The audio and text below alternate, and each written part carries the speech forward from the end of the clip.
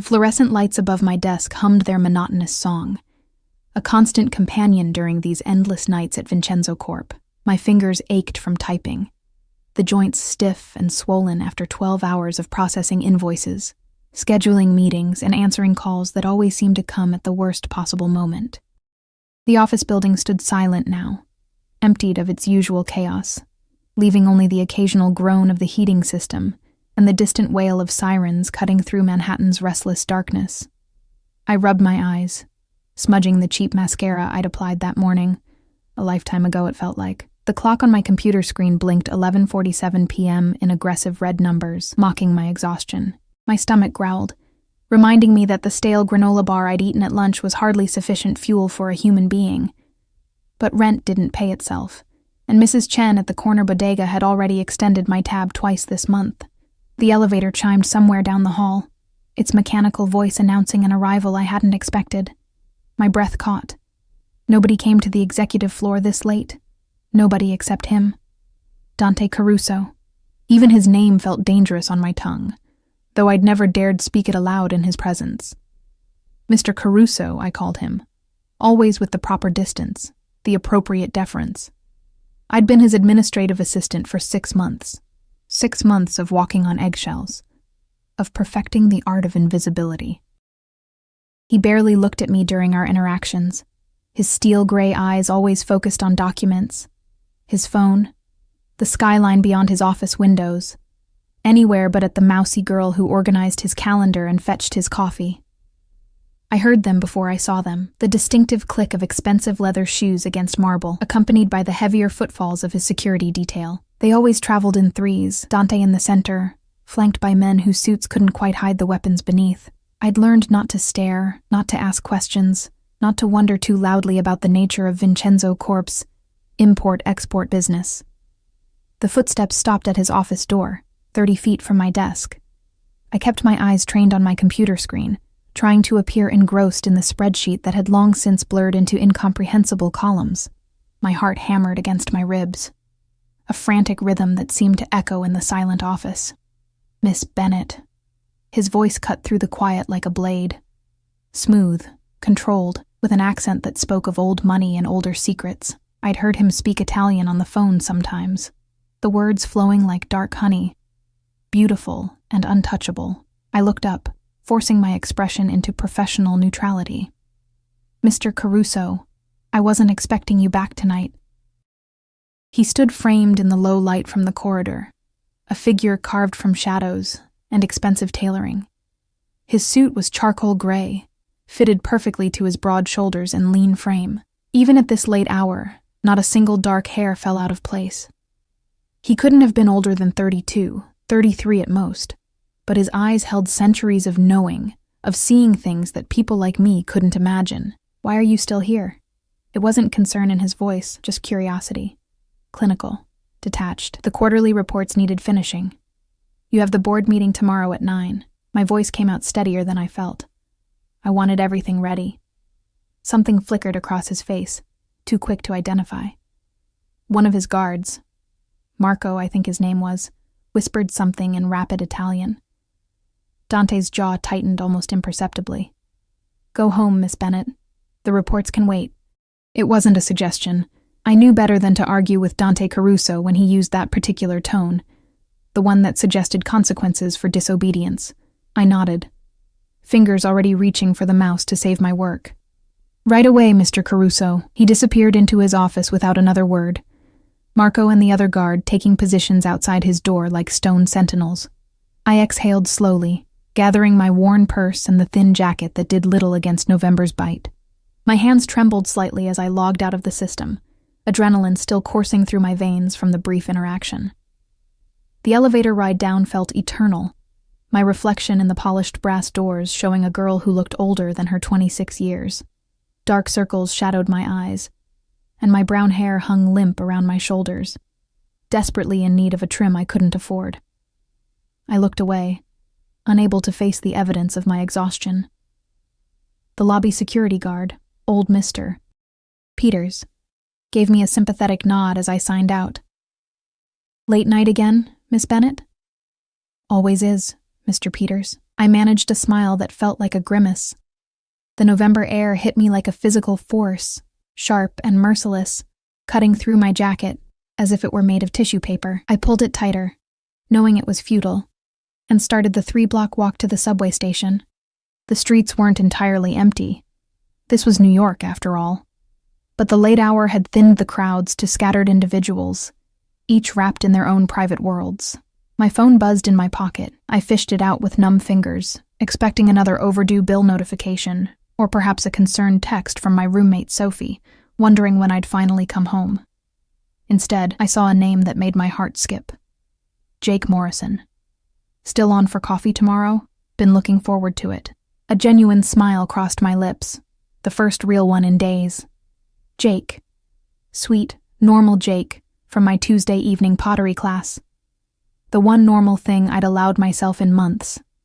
He had kind eyes and an easy laugh, worked as a teacher at an elementary school in Brooklyn, and didn't know anything about the dark world I orbited during my working hours. I typed back quickly. Wouldn't miss it. 10 a.m. at the grind? His response came immediately. Perfect. Can't wait to see you, Ellie. The warmth in my chest spread, a small flame against the night's cold. Maybe I deserved something good. Maybe I deserved someone who looked at me like I mattered, like I was more than just a piece of office furniture that occasionally needed feeding. The subway station swallowed me into its fluorescent depths, the usual symphony of screeching trains and echoing voices, a strange comfort. I found a seat on the half-empty car, my body sagging against the plastic as exhaustion finally claimed its due. The rhythm of the train lulled me into a daze, my mind wandering to tomorrow's coffee date, to Jake's gentle hands helping me shape clay last week, to the possibility of something normal, something mine. I didn't notice the black SUV that had followed me from the office building. Didn't see the way it idled near the subway entrance, engine running, tinted windows revealing nothing. Didn't sense the eyes that watched my descent into the underground, cataloging, memorizing, reporting back to someone who'd suddenly developed an interest in his assistant's private life.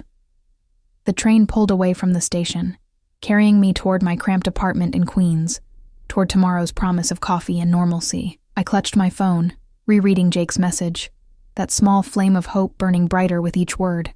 I should have known better. Hope was a luxury people like me couldn't afford. Not when we worked in the shadows of men like Dante Caruso, but I was young and tired and so desperately lonely that I'd convinced myself I could have both worlds. The dangerous job that paid my bills, and the safe romance that might heal my heart. The universe, I would learn, didn't allow such convenient divisions. By the time I emerged from the subway in my neighborhood, the clock had crossed into a new day. I trudged up the 4 flights to the apartment I shared with Sophie, each step an effort of will. She'd left the living room light on for me, a small kindness that made my eyes sting. I collapsed onto my bed without bothering to change, Jake's message still glowing on my phone screen. Tomorrow, I thought. Tomorrow I'd have coffee with a nice man who didn't carry the weight of violence in his eyes. Tomorrow, I'd remember what it felt like to be normal. But first, I had to survive the night. And in the morning, I'd have to face Dante Caruso again. Pretend I didn't feel the weight of his attention like a physical thing. Pretend I didn't notice the way his guards sometimes watched me when they thought I wasn't looking.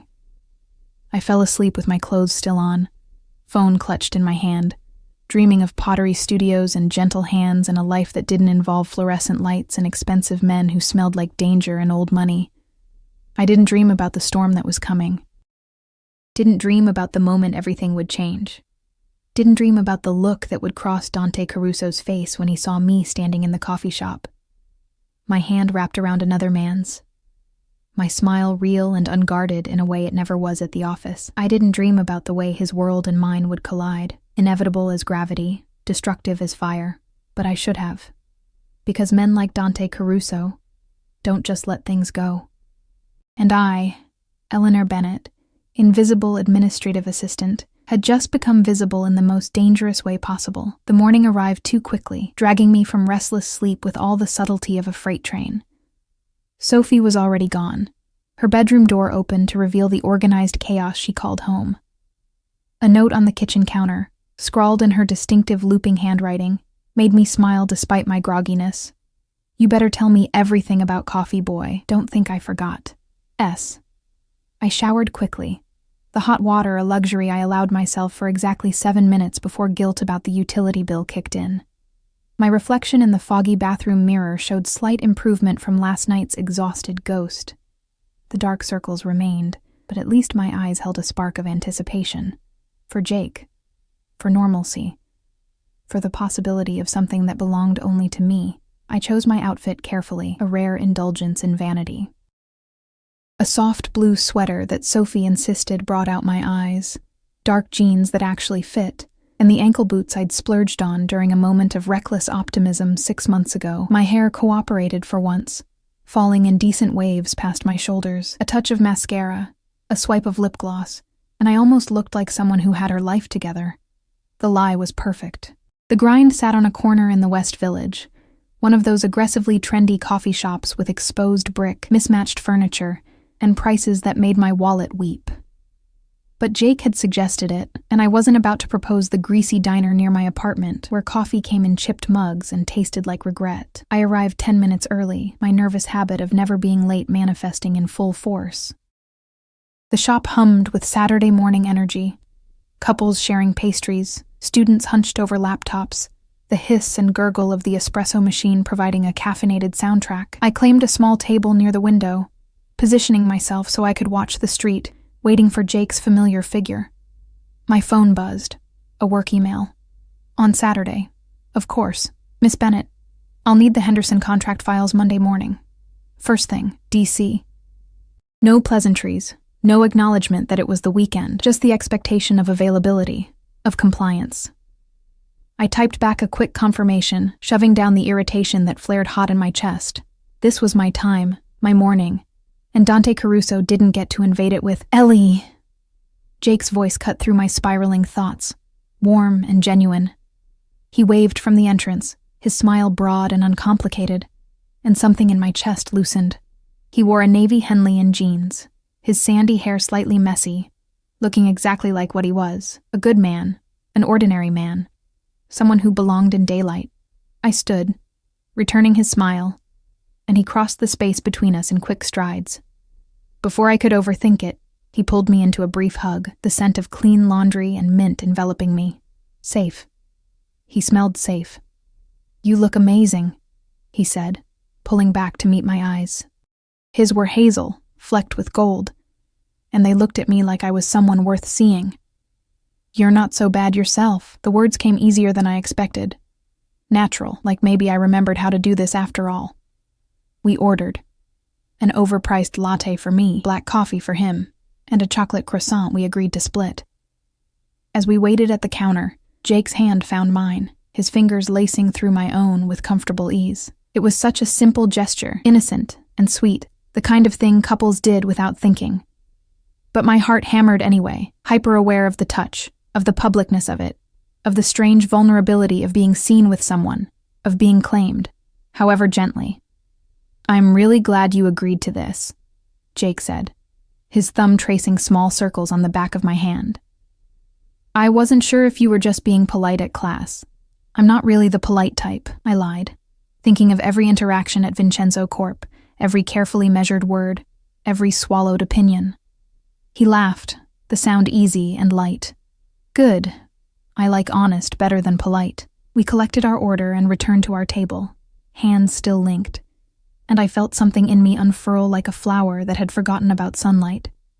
Maybe this could work. Maybe I could have this. Coffee dates and hand-holding and someone who didn't make me feel like I was constantly walking through a minefield. "So tell me something real," Jake said, settling into his chair, his eyes never leaving my face. "Not small talk. Something true about Ellie Bennett." I hesitated, sipping my latte to buy time. What was true? That I worked for a man who terrified me? That I went to bed hungry more often than I'd admit? That sometimes I felt so invisible I wondered if I'd simply cease to exist? "I'm tired," I said finally, the truth slipping out unbidden. "I'm 26 and I feel ancient. And I'm terrified I'll wake up at 40 and realize I spent my whole life just surviving." Jake's expression softened, his grip on my hand tightening. "Then let's not just survive, let's actually live a little." He grinned, that easy charm lighting his features. starting with this absurdly expensive croissant. I laughed, a real laugh that came from somewhere deep and genuine, and reached for the pastry. The moment felt crystallized, perfect in its simplicity. Sunlight streaming through the window, the warmth of Jake's hand in mine, the taste of chocolate and butter on my tongue. Then the door chimed, and my entire world tilted on its axis. I saw him before he saw me, Dante Caruso, stepping into the grind like he owned it, which, for all I knew, he did. He wore all black today, tailored pants, a fitted sweater that probably cost more than my monthly rent, a leather jacket that screamed wealth and danger in equal measure.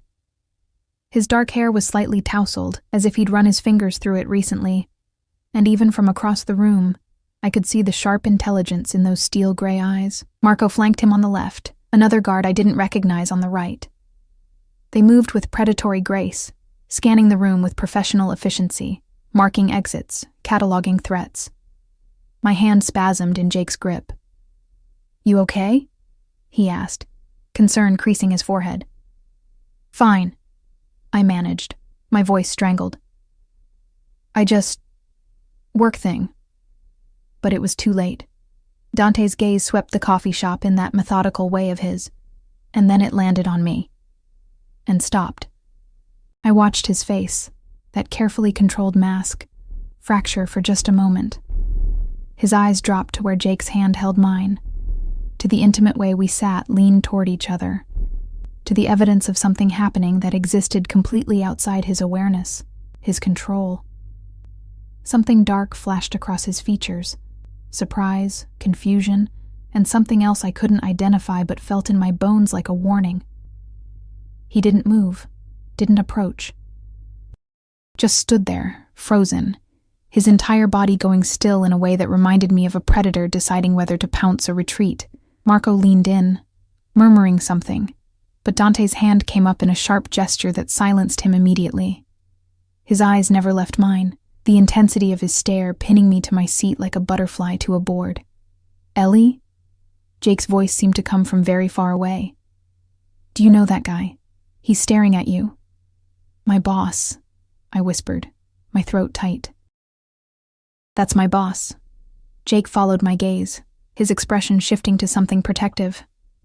His hand tightened on mine, a gesture of support that Dante absolutely registered, his jaw clenching almost imperceptibly.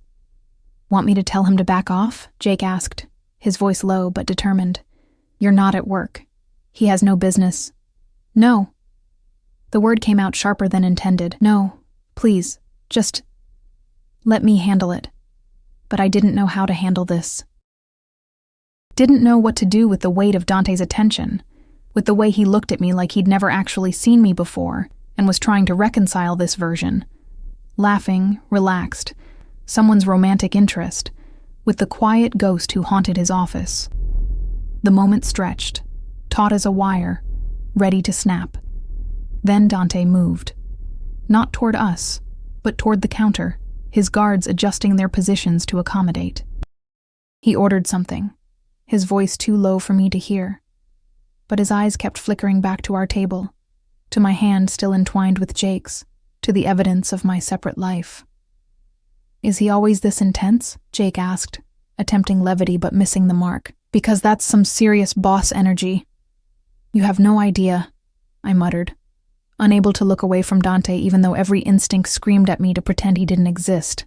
He collected his coffee, black probably, he struck me as the type, and turned toward the exit. For one blessed moment, I thought he'd leave without acknowledging me further, without making this worse than it already was. But Dante Caruso wasn't that merciful. He altered his trajectory, heading directly for our table, Marco and the other guard maintaining their protective formation. Jake straightened in his seat, his posture shifting subtly into something more alert, more defensive. "Miss Bennett." Dante's voice held that same controlled quality, but underneath it ran currents I couldn't interpret. "I didn't expect to see you here. It's Saturday, Mr. Caruso." I forced professionalism into my tone, even as my pulse hammered wildly. "My day off." "Of course."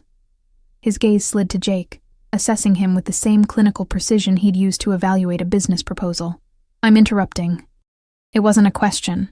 and the unspoken threat beneath those words made my stomach drop. This was my world colliding with his, and I had no idea how to navigate it, how to protect Jake from the dangerous attention he'd just attracted. Jake, bless him, extended his free hand, the one not holding mine. Jake Morrison. I'm a friend, I interjected quickly, desperately. Jake's a friend from my pottery class. The look Dante gave our still joined hands suggested he found my categorization inadequate. A friend. The way he repeated it, flat and cold, made the word sound like an accusation. Yes. Jake's voice held an edge now, responding to the implicit challenge. Is that a problem?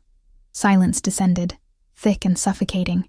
Marco shifted slightly, his hand moving to his jacket in a gesture that Jake, civilian that he was, probably didn't recognize, but I absolutely did. My heart climbed into my throat. No problem at all. Dante's smile didn't reach his eyes. Enjoy your coffee, Miss Bennett. I'll see you Monday morning, 8 o'clock sharp. We have much to discuss. He left without waiting for a response, his guards falling into step with mechanical precision. Through the window, I watched them climb into a black SUV with tinted windows, the vehicle pulling into traffic with the smooth confidence of people who expected the world to move out of their way. Well, Jake said after a long moment. That was weird. I couldn't answer, couldn't find words adequate to explain the dread pooling in my stomach, the certainty that something fundamental had just shifted. Dante had seen me, really seen me, and men like him didn't just forget things, didn't just let interesting developments slide. He seems like a piece of work, Jake continued, trying to lighten the mood. But hey, at least you stood your ground. That took guts. If only he knew. If only I could explain that standing my ground with Dante Caruso was like trying to hold back a tsunami with my bare hands. Futile and ultimately destructive. My phone buzzed against the table, a text from an unknown number. Monday, 8 a.m. Don't be late. We need to have a conversation about workplace boundaries and appropriate friendships. My blood ran cold. The weekend passed in a haze of anxiety that no amount of Jake's reassuring texts could fully dispel.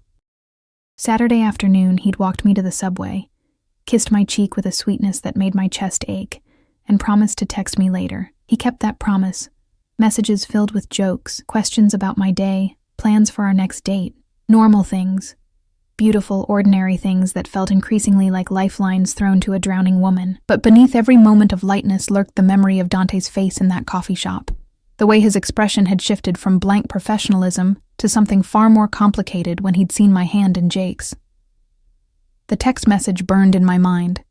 Those words about appropriate friendships dripping with implications I didn't want to examine too closely. Sunday night, I barely slept. Every time I closed my eyes, I saw steel-gray irises fixed on me with an intensity that felt like being dissected, studied, catalogued.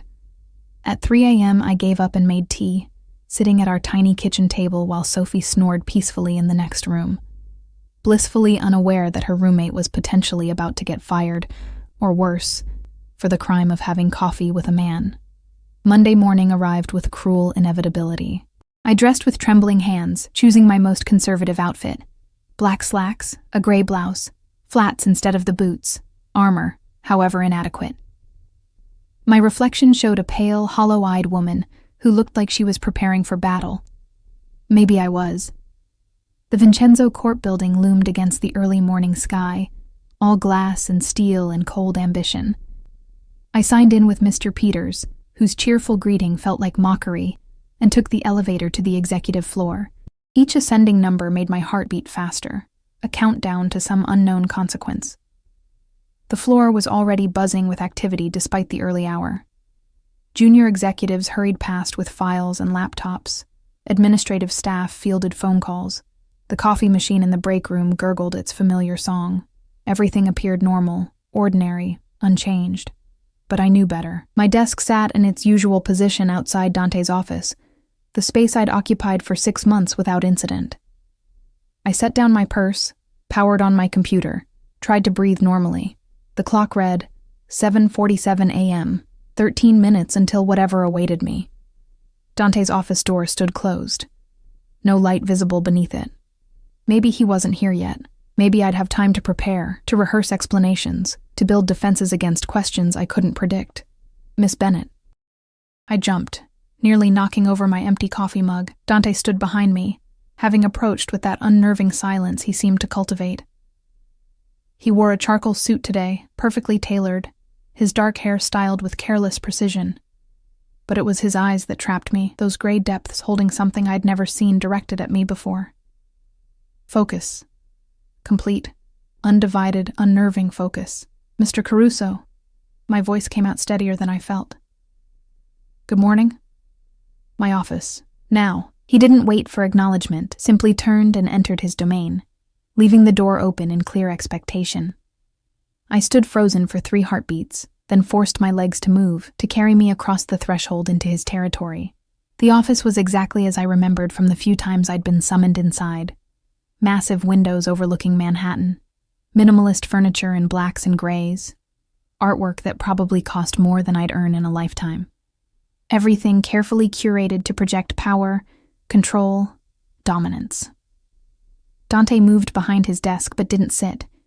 Instead, he stood silhouetted against the city skyline, backlit by morning sun that turned him into something almost otherworldly. Dangerous and beautiful in equal measure. Close the door. I obeyed, the soft click of the latch sealing us into privacy that suddenly felt suffocating. He gestured to one of the leather chairs facing his desk, and I perched on its edge, hands clasped in my lap to hide their trembling. Silence stretched between us, thick and expectant. Dante studied me with that same intensity from the coffee shop, his expression unreadable. I tried not to fidget, tried to meet his gaze with something resembling composure. Finally he spoke. How long? The question was so unexpected, so cryptic, that I blinked in confusion. I'm sorry? How long have you been seeing him? Dante's voice remained controlled, but something sharp edged each word. This Jake Morrison. Heat flooded my cheeks, embarrassment mixed with indignation. With all due respect, Mr. Caruso, that's not appropriate. Answer the question, Eleanor. My full name on his lips stopped me cold. He'd never used it before, always kept me at formal distance with his Miss Bennets and clipped instructions. Hearing it now, shaped by his accent and that commanding tone, felt intimate in a way that made my skin prickle. 2 weeks, I said quietly. A small rebellion of truth. We met at a pottery class. It's nothing serious. Nothing serious. He repeated my words like he was testing them, finding them wanting. Yet you hold his hand in public. Smile at him like he matters. He's a kind person. He treats me well. The defensive edge in my voice emerged unbidden. I don't see how this concerns my job performance. Dante moved then, circling his desk with predatory grace.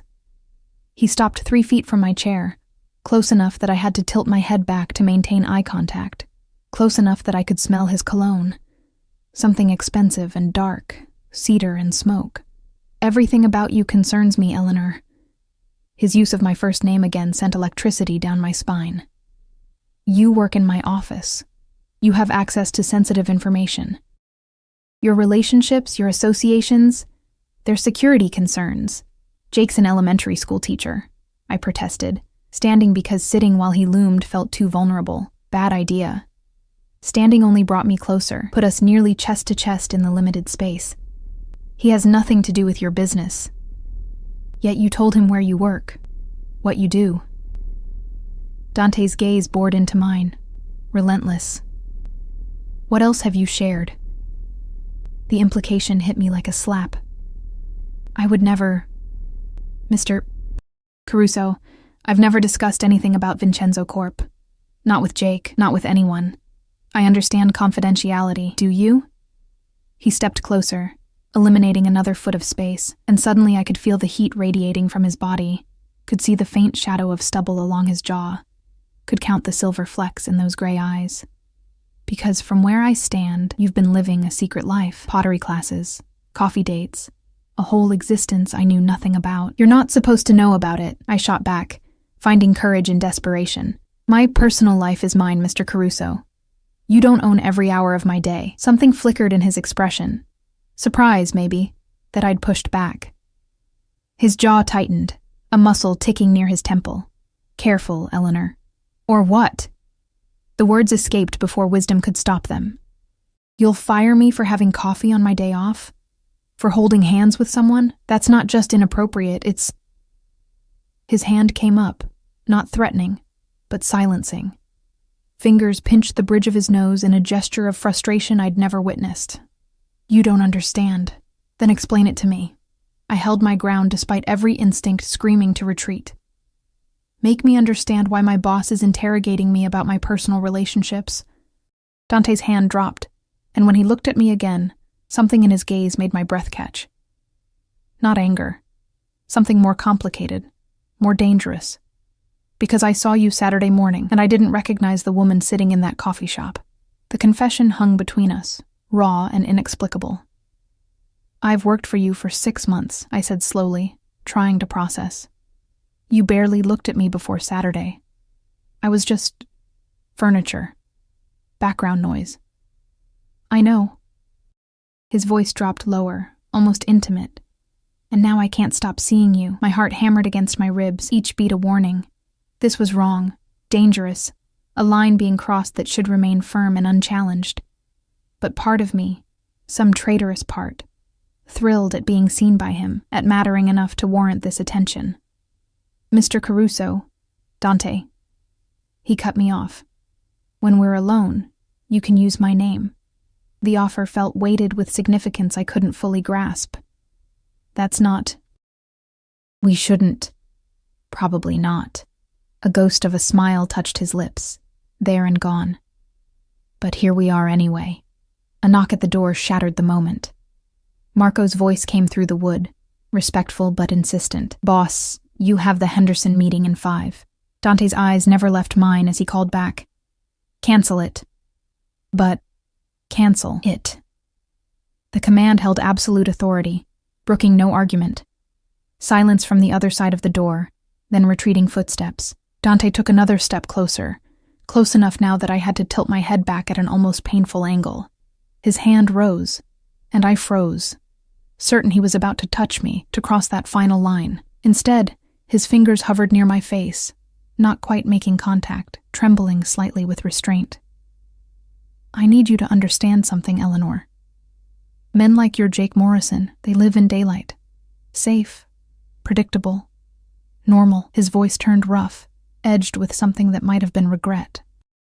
"I exist in shadows. Everything I touch gets complicated, dangerous, corrupted." "Then why are you doing this?" My whisper barely disturbed the air between us. "Why pull me into those shadows?" His hand dropped, and he stepped back, putting necessary distance between us. When he spoke again, his voice had regained some of its professional detachment, though his eyes remained intense. "Because for 6 months, you've been the one uncomplicated thing in my world. Efficient, quiet, invisible, safe." He laughed, the sound bitter.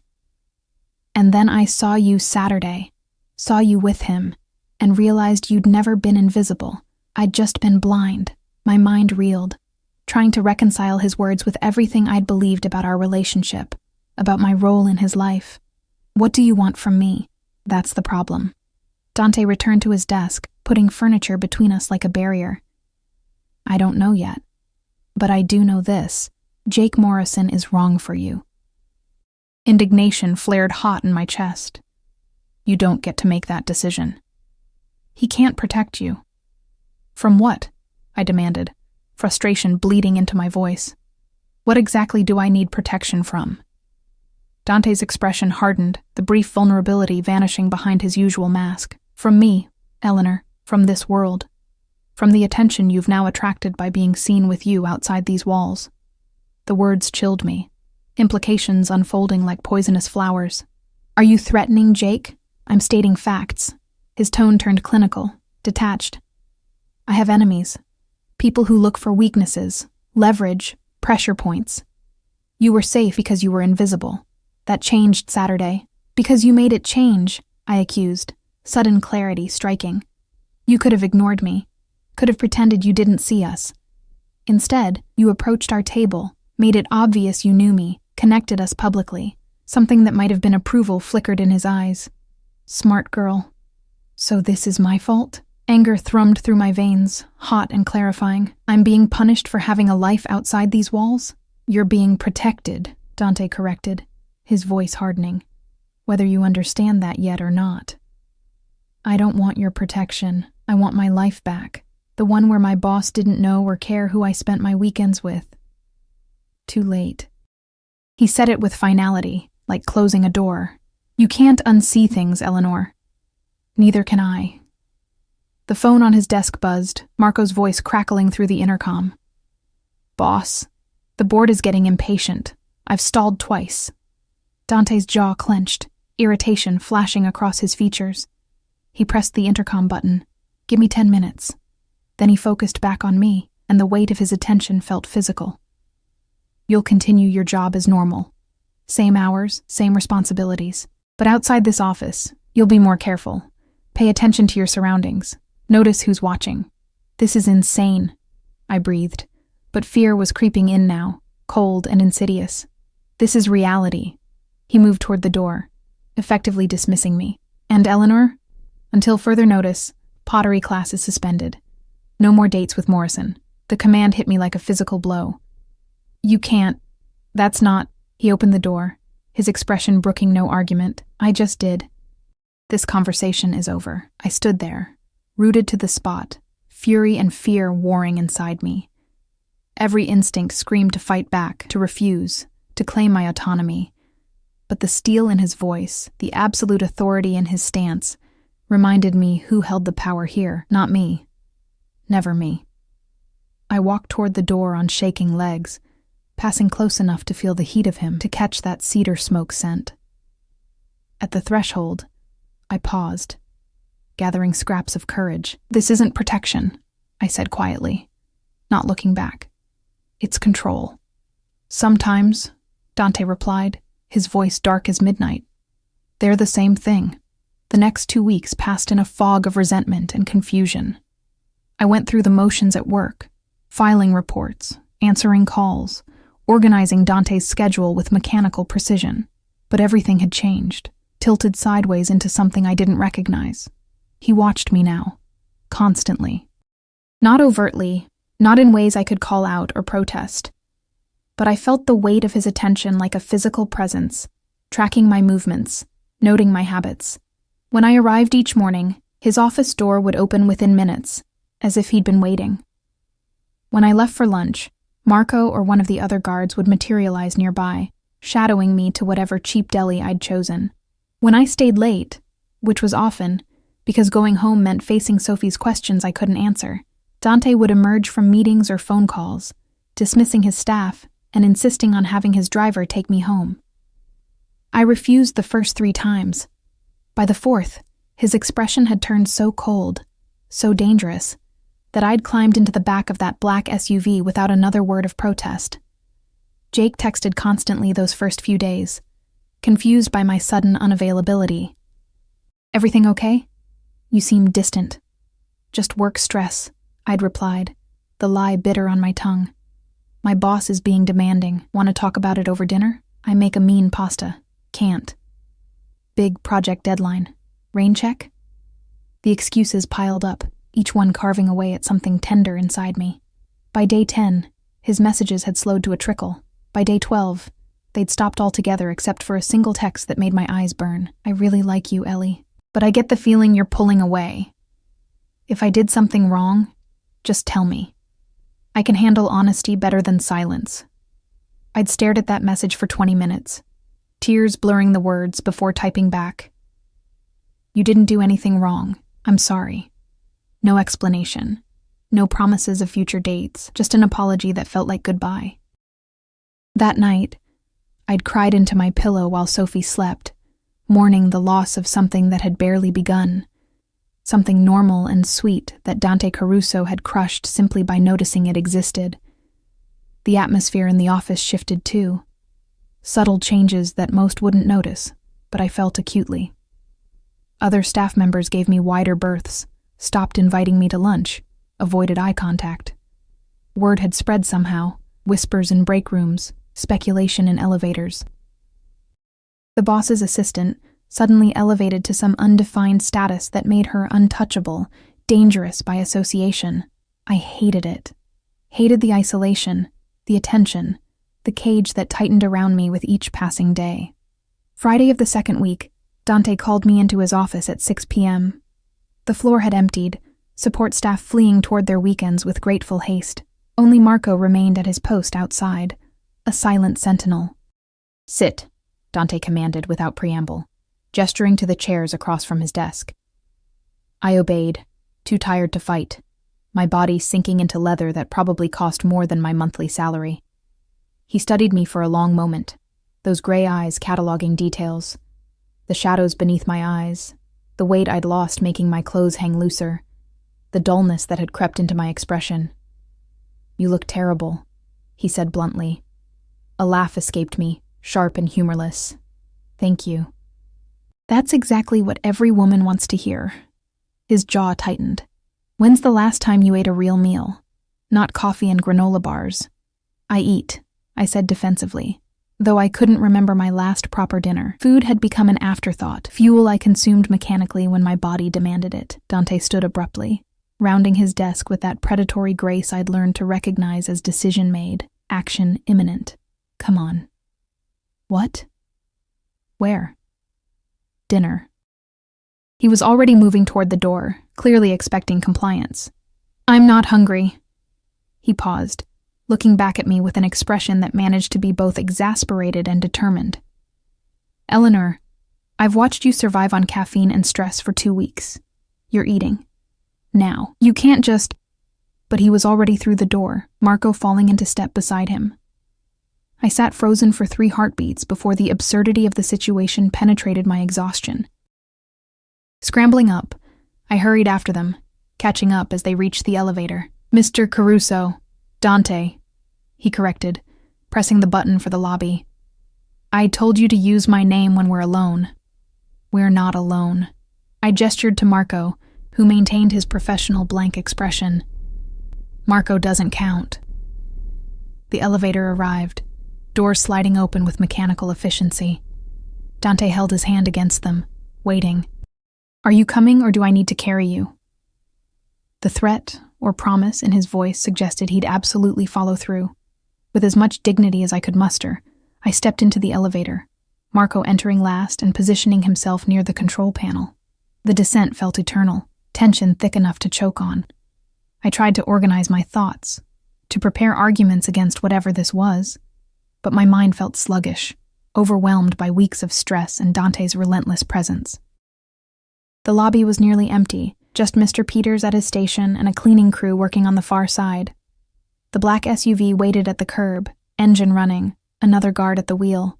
This wasn't spontaneous. He'd planned this, orchestrated it. I should go home. I tried one last time as we approached the vehicle. "Sophie will worry. Text her." Dante opened the back door, his hand at the small of my back, not pushing, but guiding, the touch burning through my blouse like a brand. "Tell her you'll be late." I climbed in because resistance felt futile, because I was so tired of fighting, because some traitorous part of me wanted this attention even as I hated myself for it. Dante slid in beside me, Marco taking the front passenger seat, the division between front and back seats providing a veneer of privacy. The SUV pulled into traffic with smooth precision, heading uptown. I watched the city slide past the tinted windows, trying to ignore Dante's proximity, the way his thigh almost touched mine, the cedar smoke scent of him filling the enclosed space. "Where are we going?" My voice came out smaller than intended.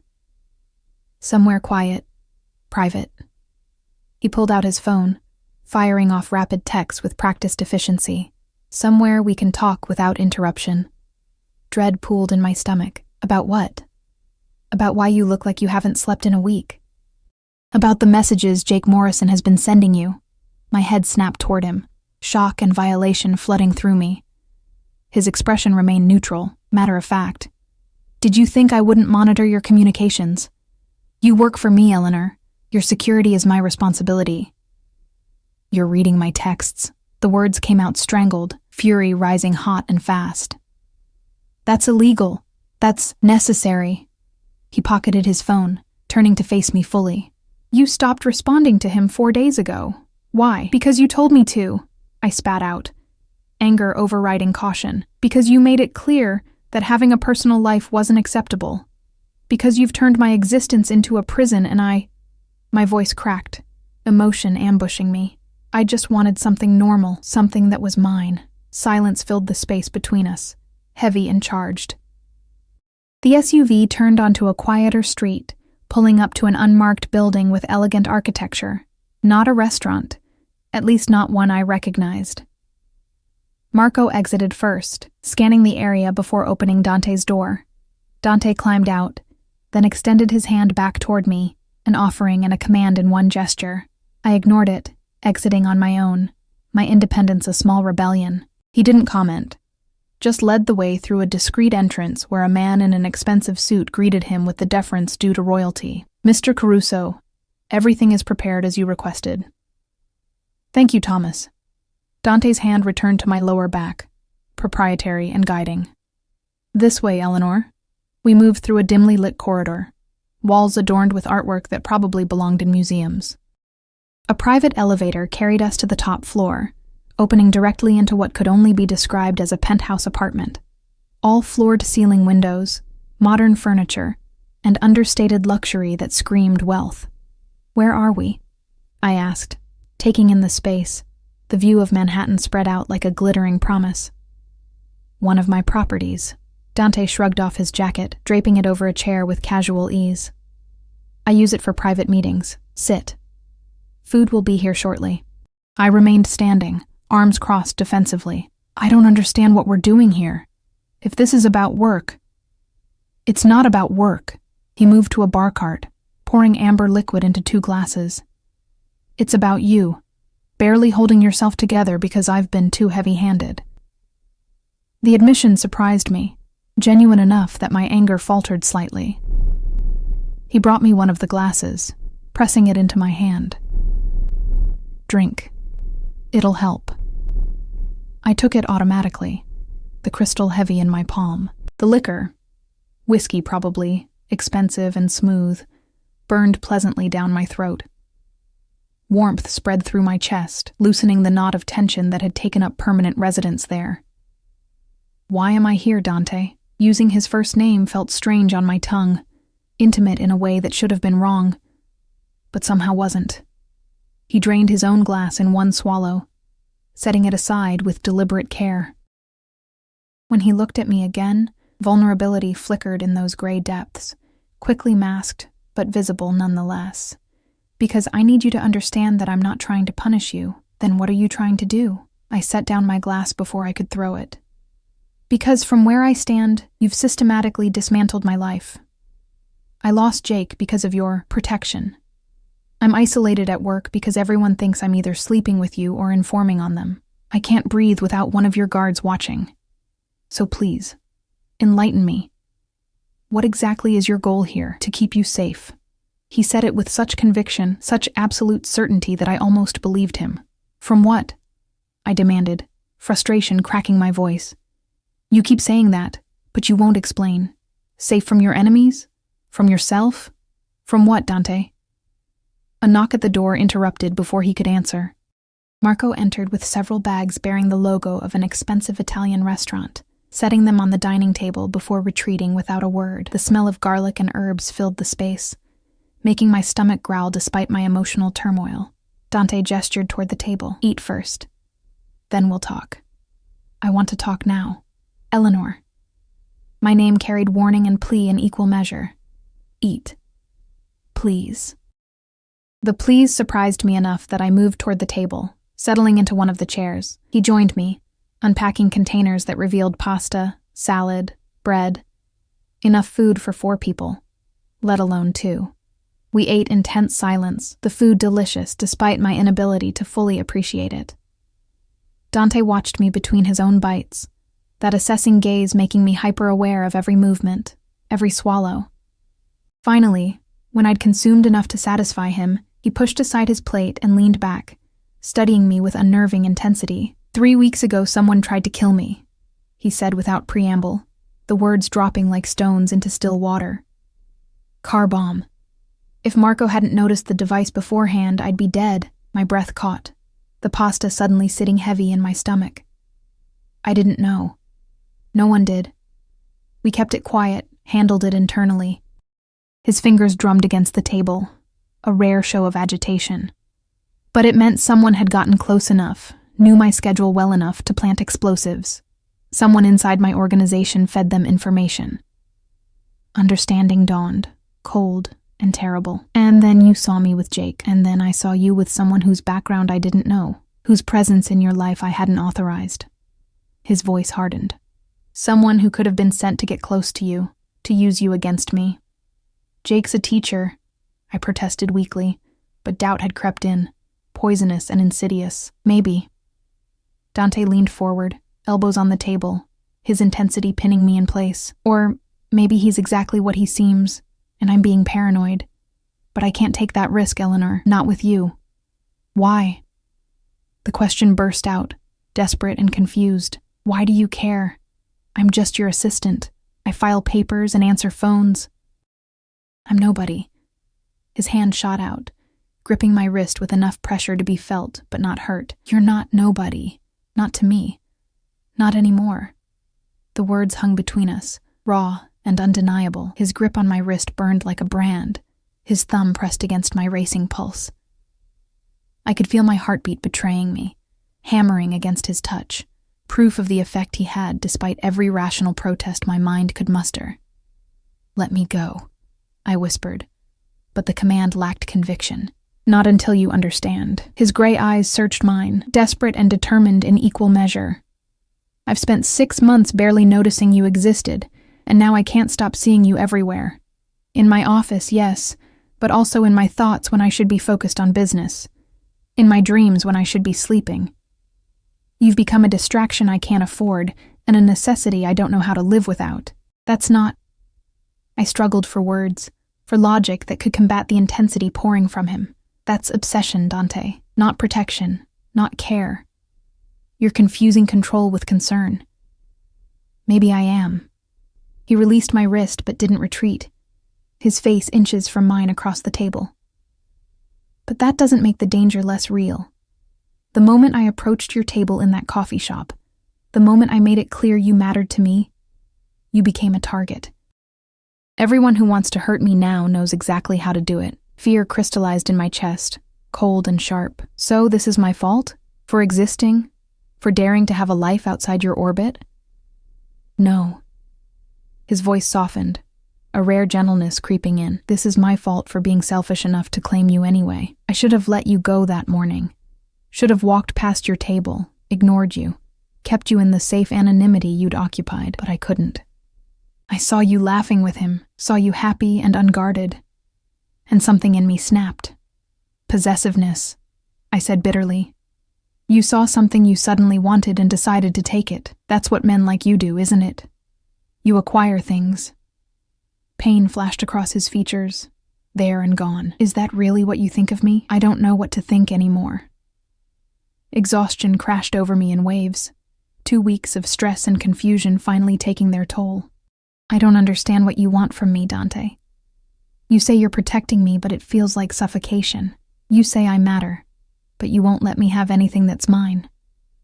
What am I supposed to do with that? He stood abruptly, pacing to the windows, his silhouette dark against the glittering cityscape. When he spoke, his voice carried the weight of confession. My father was killed when I was 19. Car bomb, like the one meant for me. My mother lasted another year before grief took her. I inherited an empire built on violence and loyalty, and I've spent 13 years learning that everyone has a price. Everyone can be turned. Everyone leaves. Voluntarily or otherwise. The vulnerability in his admission cracked something in my chest. I stood slowly, moving toward him without conscious decision, drawn by the rawness in his words. I don't let people close, he continued, still facing the windows. Don't allow attachments that can be exploited. It's safer that way, cleaner. But you... He turned, and the look in his eyes stole my breath. You were already close before I realized it. 6 months of quiet efficiency, of never asking questions, of existing in my space without demanding anything.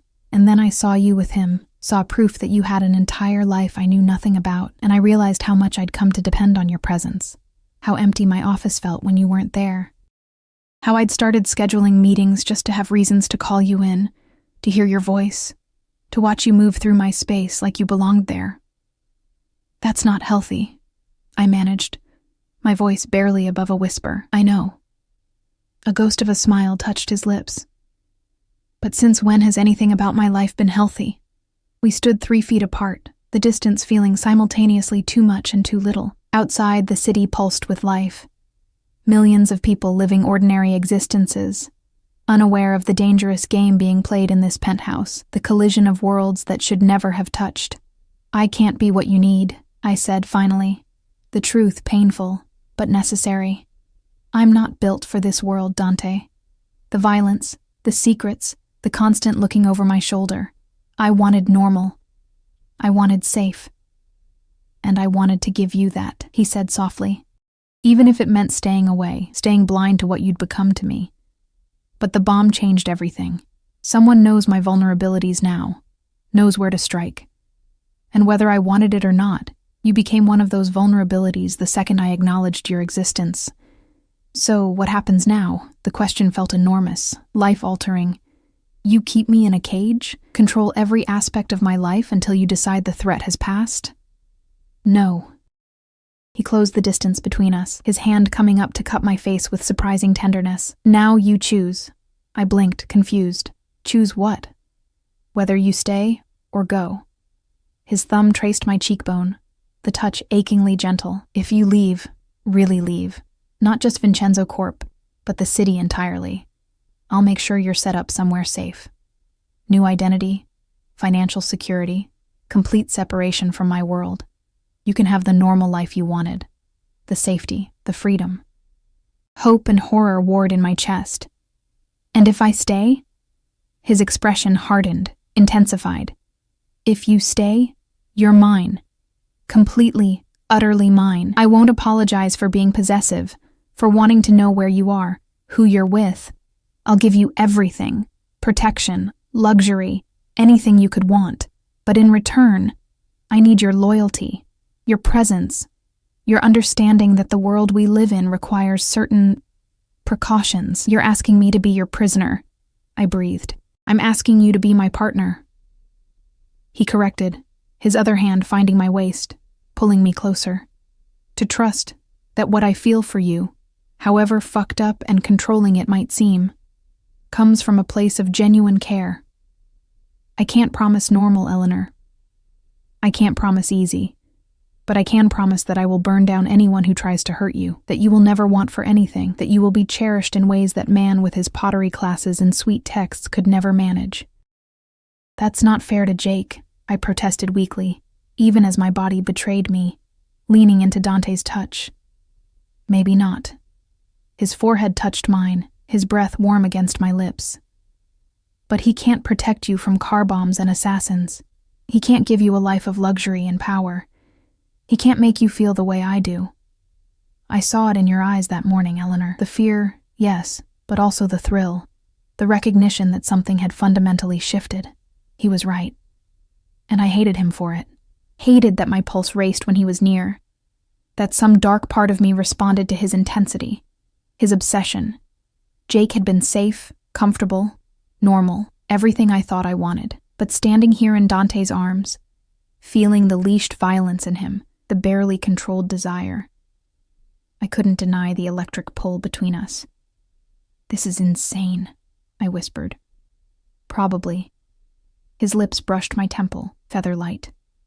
Choose, Eleanor. Safe and normal somewhere far from me, or dangerous and mine right here. But know that whatever you decide, I'll respect it. If you want to leave, I'll let you go. I won't follow. Won't interfere with whatever life you build. The offer should have been easy. Take the escape, run from the danger, reclaim my autonomy. But 2 weeks of being seen by him, of mattering to someone who existed in such sharp relief compared to the muted tones of my previous life, had changed something fundamental in me. I need time, I said finally, pulling back to meet his eyes. This isn't a decision I can make with you touching me, with my mind spinning and my heart confused. Disappointment flickered across his features, but he nodded, releasing me with visible reluctance. How much time? The weekend. I stepped away, needing distance to think. Monday morning, I'll give you my answer. And until then? His voice held careful neutrality. Until then, everything stays as it is. I go home. You stop reading my texts. We maintain professional boundaries. I gathered my purse, my hands shaking slightly. Can Marco drive me back? I'll drive you. Dante retrieved his jacket, shrugging it on with practiced ease. One last chance to change your mind and let me plead my case. The drive back to Queens was quiet, tension humming between us like a live wire. Dante didn't touch me, didn't speak beyond necessary directions, but his presence filled the vehicle, overwhelming and inescapable. When we finally pulled up outside my building, humble and worn compared to the luxury I'd just left, he turned to me with an expression I couldn't quite read. Eleanor. My name on his lips sent shivers down my spine. Whatever you decide, know that I meant what I said. You're not nobody. You never were. I climbed out without responding, unable to trust my voice, but at my building's entrance, I looked back. He stood beside the SUV, backlit by streetlights, watching me with that intensity that had become almost familiar. I raised my hand in a small wave. Acknowledgement, goodbye, I wasn't sure, and disappeared inside. The weekend passed in agonizing slowness. Sophie tried to draw me out, concerned by my obvious turmoil. But how could I explain? My mafia boss is obsessed with me and wants me to choose between freedom and being his kept woman. The words sounded insane even in my head. Saturday afternoon, Jake called. I stared at his name on my screen for 5 rings before answering. Ellie. He sounded tired, resigned. I think we need to talk. I know. My voice cracked. Jake, I'm so sorry. It's okay. He cut me off gently. I talked to a friend who knows about your boss, about the kind of man he is, the kind of business he runs, and I realized I can't compete with that, can't protect you from that. I'm just a guy who likes pottery and kids, Ellie. I'm not built for whatever world you're caught up in. Tears streamed down my face, hot and unstoppable. You deserve better than this mess. So do you. His kindness gutted me, but I don't think you're going to choose better, are you? I can hear it in your voice. You're already gone. I don't know what I am, I admitted through tears. Yeah, you do. He sighed, the sound carrying acceptance and sadness. Take care of yourself, Ellie, and if you ever need an escape route, someone who remembers the normal girl you were, call me, okay? Okay. The word barely made it out. After we hung up, I cried for an hour, mourning not just Jake, but the version of myself who'd believed normal was achievable, that I could exist in Dante's orbit without being consumed by it.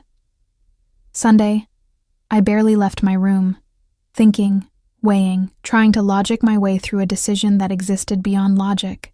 Safe versus seen. Normal versus needed. Freedom versus... what? Love? Obsession? Something darker and more complicated than either word could contain? Monday morning arrived with cruel clarity. I dressed carefully. The blue sweater I'd worn to coffee with Jake. Armor against whatever came next. The subway ride to Vincenzo Corp felt surreal, each stop bringing me closer to irrevocable choice. The executive floor buzzed with its usual Monday chaos, but it all felt distant, unreal. My desk waited, unchanged. My computer password the same. The coffee machine gurgling its familiar song, normal, except nothing was normal anymore. Dante's office door stood closed. I sat, hands folded, waiting. Minutes ticked past. 5, 10, 15. Finally, at 8:47 a.m., the door opened. He looked like he hadn't slept, dark circles shadowing his eyes, his hair less perfectly styled than usual, but when his gaze found mine, the intensity there stole my breath. Eleanor. Not a question, just acknowledgement. I stood, legs steadier than I expected. I made my decision. And? His voice remained carefully neutral, but his hands clenched at his sides, betraying tension. I took a breath, gathering courage, and spoke the truth that terrified and exhilarated me in equal measure. I'm staying, but on one condition. Hope flared in his eyes. Name it. You stop trying to control everything. I need some autonomy, some pieces of my life that are mine. I'll accept your protection, your attention, But I won't be a prisoner, Dante. If this is going to work, it has to be a partnership. Real partnership. Not just pretty words. For 3 heartbeats, he didn't move. Then he crossed the distance between us in 2 strides, pulling me against him with barely leashed desperation. His lips found mine. Fierce, possessive, a claiming that sent fire through my veins. When he finally pulled back, both of us breathing hard, he rested his forehead against mine. "You're mine now, Eleanor, completely mine." "And you're mine," I countered, surprising myself with the boldness. That works both ways. A real smile crossed his face, transforming him from dangerous to devastating. Deal. The kiss that sealed our agreement held promise and peril, passion and protection. I'd chosen danger over safety, obsession over normal, and as Dante's arms tightened around me, I couldn't find it in myself to regret it.